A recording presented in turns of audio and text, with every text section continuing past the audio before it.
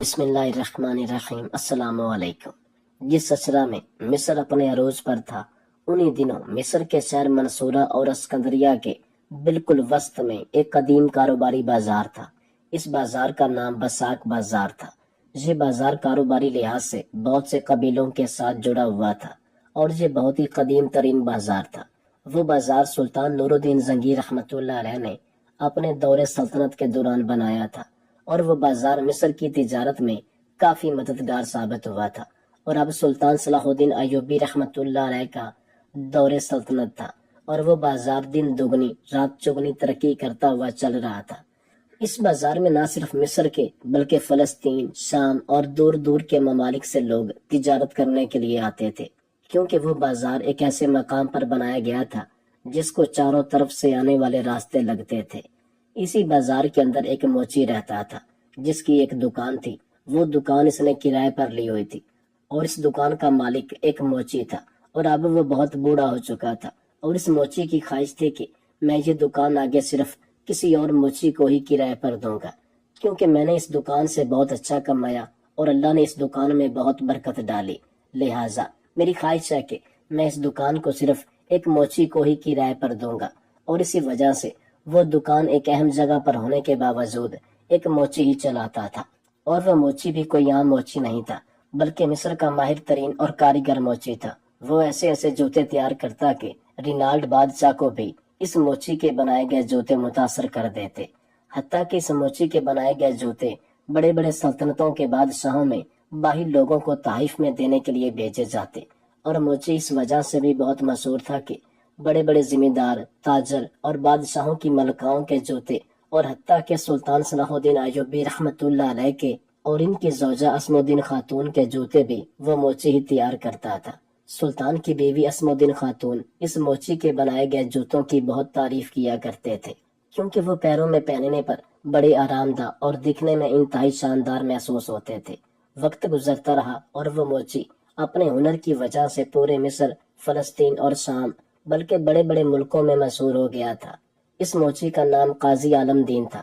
وہ نام کا صرف قاضی تھا کیونکہ اس کو بچپن میں اس کے بابا قاضی علم دین بلاتے تھے، لہٰذا اس کے نام کے ساتھ قاضی علم دین لگ چکا تھا، لیکن وہ پیشے کے لحاظ سے قاضی نہیں تھا بلکہ ایک موچی تھا۔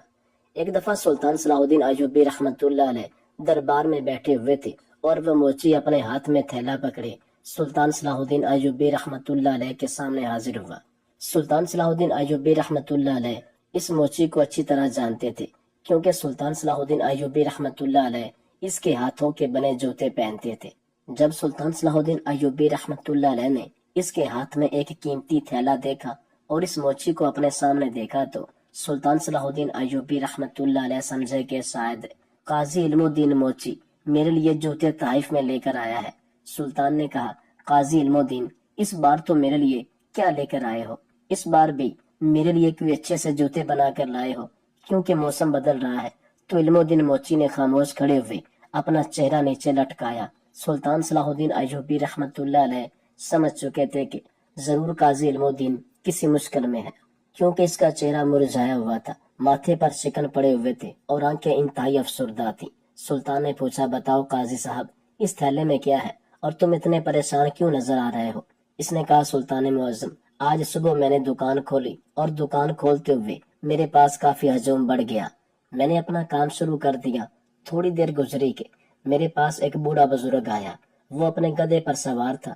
اس نے مجھے ایک تھیلا دیا اور کہا، حضور، یہ میری بیٹی کے جوتے ہیں، تم اس کو مرمت کر دو، کیونکہ میری بیٹی کی شادی ہونے والی ہے، لہٰذا ہمیں ان کے جوتوں کی ضرورت پڑے گی۔ میں نے کہا، ٹھیک ہے بزرگو، آپ کل یہ جوتے لے کر جانا۔ میں اس بوڑھے بزرگ کو جانتا ہوں، وہ بازار کے پاس موجود گاؤں میں رہتا ہے۔ لیکن سلطان معظم، جب میں اپنے کام سے فارغ ہو کر میں نے اس تھیلے کو کھولا تو اس تھیلے کے اندر کوئی جوتا نہیں تھا، بلکہ اس تھیلے کے اندر ایک عورت کے 2 کٹے ہوئے بازو تھے۔ یہ سن کر سلطان صلاح الدین ایوبی رحمۃ اللہ علیہ اپنی نشست سے کھڑے ہو گئے اور کہا، آپ یہ کیا کہہ رہے ہیں؟ یہ الفاظ سن کر سلطان خود بہت پریشان ہو گئے تھے کہ ایسا کیسے ہو سکتا ہے اور ایسا کون کر سکتا ہے۔ پھر سلطان نے حیرانگی کے عالم میں اس موچی سے کہا کہ آپ نے تحقیق نہیں کی کہ وہ بوڑھا جس نے آپ کو یہ تھیلا دیا کہاں گیا، اور آپ نے اس بوڑھے سے پوچھا نہیں یہ وہ آپ کو دھوکے سے کیوں دے گیا؟ اور اس تھیلے میں موجود کٹے ہوئے بازو کس عورت کے ہیں؟ اور اس بوڑھے نے اس عورت کو کیوں قتل کیا؟ تو اس نے کہا حضور جب میں نے اس تھیلے میں بازو دیکھے تو میں چند لمحوں کے لیے کانپنے لگا، لیکن جب میں اپنے گھر میں واپس آیا تو مجھے کوئی اور راستہ دکھائی نہ دیا۔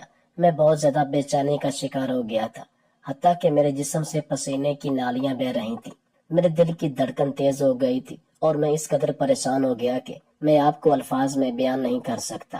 یہ سارا ماجرا دیکھتے اور جانتے ہوئے جب مجھے کچھ سمجھ نہ آیا تو میں سیدھا ان کو لے کر آپ کے پاس آ گیا، کیونکہ میں جانتا تھا کہ اگر بازار میں موجود کسی اور نے اس تھیلے میں موجود کٹے ہوئے عورت کے بازو دیکھ لیے تو وہ مجھے سیدھا قاضی صاحب کے پاس لے جائیں گے، اور قاضی صاحب بنا کوئی ثبوت، بنا کوئی جانچ کیے مجھے اس ثبوت کی بنا پر پھانسی کی سزا دے دیں گے۔ اور سلطان معظم، یہ بھی ممکن ہے کہ جب کوئی بھی شخص اس تھیلے میں کٹے ہوئے بازو دیکھتا تو پورے بازار میں خوف و ہراس پھیل جاتا۔ یہ سن کر سلطان صلاح الدین ایوبی رحمۃ اللہ علیہ نے اسے حکم دیا اس بوڑھے کو ابھی اور اسی وقت حاضر کیا جائے۔ سلطان کے سپاہی گئے اور قاضی کی بتائی ہوئی جگہ پر اس بوڑھے کو جھونپڑی سے اٹھا کر لائے۔ سلطان صلاح الدین ایوبی رحمۃ اللہ علیہ نے پوچھا، بابا آپ اپنی عمر دیکھیں اور اپنے کام دیکھو، 70 سال آپ کی عمر لگ رہی ہے، موت آپ کے قریب ہے، اور آپ نے ایک لڑکی کا قتل کیا، بتاؤ اس کے پیچھے کیا وجہ تھی؟ یہ سن کر وہ کانپنے لگا اور کہا، حضور جی آپ کیا کہہ رہے ہیں؟ میں نے کسی کو قتل نہیں کیا، میں تو خود ایک نوجوان بیٹی کا باپ ہوں اور بڑی مشکلوں سے اس کو رخصت کر رہا ہوں۔ سلطان صلاح الدین ایوبی رحمۃ اللہ علیہ نے اس بوڑھے کو تفصیل سے بتایا کہ کس طرح تم اس کو تھیلا دے کر گئے، اور جب موچی صاحب نے اس کو کھولا تو اس میں 2 کٹے ہوئے بازو تھے۔ اب یہ تو ممکن نہیں ہو سکتا نہ کہ کسی عورت کے کٹے ہوئے بازوؤں میں چوڑیاں پہنائی جا سکیں۔ اس نے کہا، سلطان معظم میں نہیں جانتا کہ اس تھیلے میں بازو کیسے آئے، مجھے میری بیٹی نے اس میں جوتے ڈال کر دیے تھے۔ پھر سلطان صلاح الدین ایوبی رحمۃ اللہ علیہ نے اس سے پوچھا، بابا جی جب آپ اپنے گھر سے وہ تھیلا لے کر گزرے تو آپ نے کہیں پڑاؤ کیا تھا، کہیں آپ رکے تھے یا آپ کو کوئی راستے میں ملا تھا؟ تو اس نے کہا، جی ہاں سلطان معظم، جب میں اپنے گھر سے نکلا تو بازار میں موجود طعام خانے پر گیا، میں نے وہاں جا کر 2 سکے ادا کر کے ایک ٹھنڈا مشروب پیا اور اپنا تھیلا لے کر وہاں سے چل پڑا۔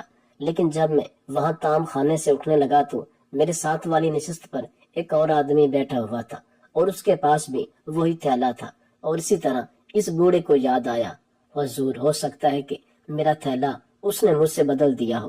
سلطان صلاح الدین ایوبی رحمۃ اللہ علیہ نے کہا، بابا جی کیا تم اس نوجوان کو جانتے ہو؟ اس نے کہا، نہیں سلطان معظم، میری آنکھیں بہت کمزور ہیں، میں اتنا واضح نہیں دیکھ سکتا، بس نظر اتنا آتا ہے کہ کسی بھی محتاجی کے بغیر چل سکتا ہوں۔ یہ سن کر سلطان صلاح الدین ایوبی رحمۃ اللہ علیہ نے قاضی صاحب کو حکم دیا کہ یہ تھیلا میرے سامنے حاضر کیا جائے۔ قاضی صاحب نے سلطان صلاح الدین ایوبی رحمۃ اللہ علیہ کے سامنے تھیلا رکھا اور کہا، حضور یہ میرا تھیلا نہیں، اس تھیلے پر استعمال ہونے والا چمڑا بہت مہنگا لگتا ہے، اور جو قاتل ہے وہ کوئی عام انسان نہیں بلکہ بہت بڑا تاجر یا کوئی ذمہ دار لگتا ہے۔ یہ سن کر سلطان نے کہا، سمجھ اس بات کی نہیں آ رہی کہ اگر وہ کسی لڑکی کو قتل کرتا تو اس کے بازو کاٹ کر اور تھیلے میں ڈال کر کہاں لے کر جا رہا تھا؟ آخر اس کے پیچھے کیا راز ہے؟ سلطان صلاح الدین ایوبی رحمۃ اللہ علیہ نے اس وقت اپنے قریبی ساتھی علی بن سفیان کو اپنے پاس بلایا اور کہا، اے علی، آج جو تم پر میں فرض سونپنے والا ہوں وہ بہت بڑا فرض ہے، اس کے پیچھے 2 آدمیوں کی زندگی داؤ پر لگی ہوئی ہے۔ اگر اس تھیلے کے تم مالک کو نہ پکڑ پائے تو تم مجھے مجبوراً اس بوڑھے بزرگ یا پھر قاضی علم الدین کو سزا دینی ہوگی، لہٰذا ان دونوں آدمیوں کی زندگی تمہارے ہاتھ میں ہے، جاؤ اور اس تھیلے کے مالک کا پتہ کرو کہ آخر اس قاتل نے یہ تھیلا کہاں سے لیا یا پھر کس سے بنوایا۔ علی بن سفیان اپنے گھوڑے پر سوار ہوا اور پورے مصر کے بازاروں میں پھرنے لگا، ہر تاجر کے پاس گیا، اس بازار میں بھی گیا، لیکن اس تھیلے کے بارے میں کہیں پتہ نہ چلا، کسی تاجر نے نہ بتایا کہ یہ تھیلا کہاں بنتا ہے۔ ایک بازار سے جب علی بن سفیان تھک ہار کر نکلنے لگا، اتنے میں ایک تاجر نے کہا، حضور یہ تو میں نہیں جانتا یہ تھیلا کہاں ملتا ہے، لیکن میں یہ ضرور جانتا ہوں کہ اس تھیلے میں استعمال ہونے والا چمڑا فلسطین کا ایک چھوٹا سا بازار ہے، وہاں ایک موچی ہے جو اس قسم کا چمڑا بیچتا ہے، کیونکہ ایک دفعہ میں تجارت کے سلسلے میں وہاں گیا تھا اور اس طرح کا تھیلا میں نے وہاں دیکھا تھا، اور یہ باقی چمڑوں کی نسبت 5 گنا مہنگا ہے۔ یہ سن کر سلطان صلاح الدین ایوبی رحمۃ اللہ علیہ نے اسی وقت علی بن سفیان کو فلسطین کی طرف روانہ کر دیا۔ وقت گزرتا رہا اور 15 دنوں کے بعد علی بن سفیان وہاں پہنچ گیا اور جا کر معلوم کیا تو ایک چھوٹے سے بازار میں وہی تاجر موجود تھا اور اسی قسم کا چمڑا اسی کے پاس پڑا ہوا تھا۔ علی بن سفیان چمڑے کو دیکھا اور پھر تھیلے والے چمڑے کو دیکھا تو ان میں کافی مشابہت تھی۔ تو علی بن سفیان نے پوچھا، اے تاجر، بتاؤ یہ چمڑا تم نے کس کو بیچا تھا؟ اس نے کہا، حضور، دن میں سینکڑوں کی تعداد میں گاہک آتے ہیں، لیکن میں آپ کو کیسے بتا سکتا ہوں کہ میں نے کس کو بیچا تھا؟ تو اتنے میں علی بن سفیان نے کہا، حضور، آپ یاد کریے، یہ آپ سے کوئی ایسا تاجر خرید کر گیا ہو جو فلسطین کا نہیں بلکہ مصر کا ہے۔ یاد کریں کہ آپ کے پاس کوئی ایسا گاہک آیا ہو جو مصر کا ہو۔ یہ سن کر اس نے کہا، جی ہاں حضور، مجھے یاد آ گیا، چند ماہ پہلے میرے پاس ایک زرگر نامی تاجر آیا۔ اس نے کہا، مجھے ایسا چمڑا دو جس سے میں ایک تھیلا بنوانا چاہتا ہوں اور اس چمڑے کو کوئی عام خنجر بھی آسانی سے نہ کاٹ سکے۔ پھر اس نے مجھ سے کہا، جہاں کوئی ایسا موچی ہوگا جو اس چمڑے کا تھیلا بنا سکتا ہو۔ میں نے اسے وہ جگہ بتائی اور وہ اسی کے پاس چلا گیا اور وہاں سے تھیلا بنوایا۔ علی بن سفیان اسی وقت اس موچی کے پاس پہنچا اور جا کر اسے تھیلا دکھایا تو اس نے بھی اس بات کی گواہی دے دی کہ یہ تھیلا وہی آدمی اس سے بنوا کر گیا۔ علی بن سفیان 15 دنوں کے سفر کے بعد جب مصر کے شہر اسکندریہ میں پہنچا تو علی بن سفیان نے اس زرگر نامی تاجر کے بارے میں معلومات لینا شروع کروا دیا۔ چند دنوں میں زرگر تاجر کی مکمل معلومات لے کر علی بن سفیان اس کے گھر پہنچا اور سپاہیوں کے ساتھ اس کو گھسیٹتا ہوا سلطان صلاح الدین ایوبی رحمۃ اللہ علیہ کی عدالت میں لے آیا۔ سلطان صلاح الدین ایوبی رحمۃ اللہ علیہ نے کہا، تم کو پکڑنے کے لیے علی بن سفیان نے فلسطین کا سفر کیا، لیکن تم نے ایک عورت کے ہاتھ کاٹتے ہوئے ذرا بھی نہیں سوچا۔ بتاؤ اس کے پیچھے کیا ماجرا ہے؟ تم نے ایک عورت کو کیوں قتل کیا اور اس کے بازو کاٹنے کے پیچھے کیا مقصد تھا؟ اس نے کہا، سلطان معظم، میں بھی ایک موچی تھا اور مصر کے شہر منصورہ کے اندر اپنے ہنر کو آزماتا تھا۔ جس بازار میں میں کام کرتا تھا اسی کے ساتھ ہی ایک زمیندار کی حویلی تھی اور اس حویلی میں ایک لڑکی رہتی تھی جو وہ زمیندار اس لڑکی کو شاید فلسطین سے خرید کر لایا تھا، اور ہر آئے دن وہ زمیندار اس لڑکی کو حویلی میں رقص کروا کر لوگوں سے قیمت وصول کرتا۔ اور میں نے بہت دفعہ سنا کہ وہ زمیندار نہ صرف خود اس لڑکی کو اپنی ہوس کا نشانہ بناتا بلکہ بڑے بڑے تاجروں کے سکوں کی خاطر اس کو ہوس کا نشانہ بنواتا۔ جب میں نے اس لڑکی کے بارے میں سنا تو ایک دن میں نے زمیندار صاحب کو کہا کہ آپ ہر روز میرے پاس جوتا لے کر آنے کی زحمت نہ کریں، آج میں خود جوتے بنا کر آپ کے پاس آپ کی حویلی میں پہنچا دوں گا۔ میں نے جو جوتا تیار کیا اور تیار کرنے کے بعد حویلی میں پہنچا اور داخل ہوتے ہوتے میں اس لڑکی کے کمرے پر جا پہنچا۔ سلطان معظم، وہ کوئی لڑکی نہیں تھی بلکہ بلا کی ایک خوبصورت حسینہ تھی۔ میں نے اسی وقت اس لڑکی کو پسند کر لیا اور میں سیدھا اس زمیندار کے پاس گیا اور اس سے کہا، زمیندار صاحب، کیا آپ مجھے یہ لڑکی فروخت کرنا چاہیں گے؟ اس نے طنزیہ مسکراہٹ کے ساتھ کہا، تم موچی ہو، یہ کوئی چمڑا نہیں کہ اس کو خرید لو گے، یہ ایک حسینہ ہے۔ میں نے اسے کہا، حضور، اس کی قیمت بتائیں۔ جب اس نے قیمت بتائی تو وہ میری سوچ سے بھی زیادہ تھی، لیکن میں نے بھی سوچ لیا تھا کہ اب اس لڑکی کو مزید ہوس کا نشانہ نہیں بننے دوں گا۔ میں نے اپنی ساری زندگی کی جمع پونجی اکٹھی کی، حتیٰ کہ میں نے اپنی دکان بیچ ڈالی، سارے سونے کے سکے اکٹھے کیے اور اس لڑکی کو اس سے خرید لیا اور اس کو اپنے گھر لے آیا۔ میں نے اسی رات ہی بتا دیا کہ میں نے تمہیں اب آزاد کروا دیا ہے، اب تمہیں کوئی بھی بری نظر سے نہیں دیکھ سکے گا، لہٰذا تم اب اپنی خوشی خوشی زندگی گزار سکتی ہو۔ اس نے کہا، میں آپ کا کبھی زندگی میں ساتھ نہیں چھوڑوں گی۔ سلطان معظم، اب میرے پاس کچھ نہیں بچا تھا۔ میں ایک تاجر کے ساتھ چند دنوں کے لیے دوسرے علاقے میں تجارت کرنے کی غرض سے اس کے ساتھ چلا گیا تاکہ کچھ سکے اس تاجر سے مل سکے، لیکن چند دنوں بعد جب میں مقررہ وقت سے پہلے گھر لوٹ آیا، جب میں گھر لوٹا تو مجھے پتا چلا کہ میری بیوی تو اپنے گھر میں موجود نہیں ہے۔ معلوم کرتے کرتے میں اس حویلی میں جا پہنچا تو میری بیوی دوبارہ اسی حویلی میں رقص کر رہی تھی اور تمام لوگ شراب کے نشے میں دھت میری بیوی کا رقص دیکھ رہے تھے اور اس کے جسم پر کبھی کوئی ہاتھ لگاتا، کبھی کوئی شراب پھینکتا۔ یہ سب دیکھ کر میرا خون کھولنے لگا اور مجھے بہت غصہ آیا، لیکن میں نے اپنے غصے پر قابو کیا اور اپنی بیوی کو گھر لے آیا اور اس کو قتل کر کے اس کا باقی جسم جا کر جنگل میں دفنا دیا، لیکن میں نے اس کے بازو کاٹے اور اس کو تھیلے میں ڈالا، اور یہ سوچ کر میں لے کر آ رہا تھا کہ جا کر اس وحشی زمین دار کو دکھاؤں گا کہ جو چیز میری نہیں ہو سکی وہ تمہاری بھی نہیں ہونے دوں گا۔ میں نے اس لڑکی کی قیمت ادا کی، میں نے اپنی ساری زندگی کی جمع پونجی لگا دی تھی، لیکن اس نے پھر بھی مجھے دھوکہ دیا۔ لیکن جب میں بازار میں پہنچا تو مجھے شک ہو گیا کہ میرے گاؤں والوں کو پتہ چل چکا ہے کہ میں نے لڑکی کو قتل کر دیا، لہٰذا وہ میرے پیچھے پیچھے تھے۔ اس لیے میں نے اس بوڑھے بزرگ کے تھیلے کو دیکھا تو وہ میرے تھیلے سے مشابہت رکھتا تھا، اور میں نے دیکھا کہ اس کی نظر کمزور ہے، اس لیے میں نے وہ تھیلا اس کے ساتھ بدل دیا، اور اس بوڑھے بزرگ کو پتہ نہیں چلا۔ سلطان معظم، میں یہ نہیں جانتا تھا کہ ایک تھیلے کی وجہ سے میں پکڑا جاؤں گا۔ سلطان صلاح الدین ایوبی رحمۃ اللہ علیہ نے کہا، بے شک وہ ذمہ دار بھی سزا کا مستحق تھا، اور تیری بیوی نے تیرے ساتھ غداری کی، لہٰذا وہ بھی سزا کی مستحق تھی، لیکن سزا یا تو قاضی صاحب دے سکتا تھا یا پھر ریاست۔ تم کو سزا دینے کی کوئی ضرورت نہ تھی۔ کیا تم نہیں جانتے کہ آج تک سلطان صلاح الدین ایوبی رحمۃ اللہ علیہ کی عدالت اور دربار میں سے کبھی کوئی خالی ہاتھ نہیں لوٹا؟ جس کی جو پریشانی ہے، اس کا جو جائز حل بنتا ہو، ہم نے ہمیشہ نکالا ہے۔ ہم نے کبھی انصاف میں ڈنڈی نہیں ماری، ہمیشہ اللہ تعالیٰ کے حکم کے مطابق، اسلام کے بتائے گئے احکام کے مطابق ہم نے ہر قاتل، مجرم، شرابی، زانی کو اس کے کیے کی اسی طرح سزا دی ہے جس طرح اسلام نے حکم دیا ہے۔ لہٰذا تم کون ہو سزا دینے والے؟ تمہیں ایک عورت کے قتل میں پھانسی دی جاتی ہے۔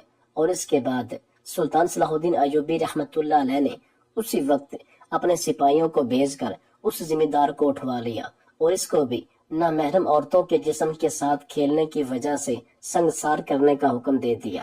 اچانک سلطان صلاح الدین ایوبی پریشان ہو گئے۔